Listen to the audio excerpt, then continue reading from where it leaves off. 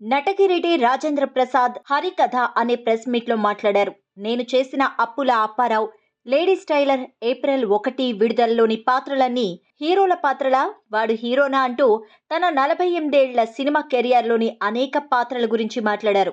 అదే సందర్భంలో ఈరోజు సంచలన విజయాన్ని నమోదు చేసుకున్న పుష్ప సినిమాలోని అల్లు అర్జున్ పాత్ర కూడా ఎర్రచందనం స్మగ్లర్ పాత్రే అంటూ మాట్లాడారు.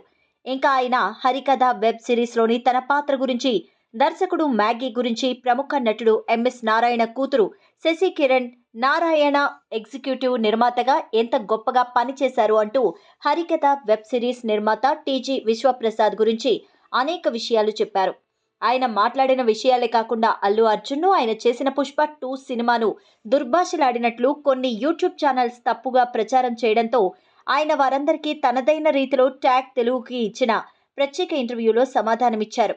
ఈ సందర్భంగా ఆర్పి బన్నీ గురించి మాట్లాడుతూ, అల్లు అర్జున్, నువ్వు నా బిడ్డలాంటి వాడివి, నిన్ను నేను తప్పుగా మాట్లాడతానా, ఐ లవ్ యూ అంటూ బన్నీ ఫ్యాన్స్ కి సమాధానం చెప్పారు నటుడు రాజేంద్ర ప్రసాద్. ఈ వీడియో ఇప్పుడు నెట్టింట హల్చల్ చేస్తోంది.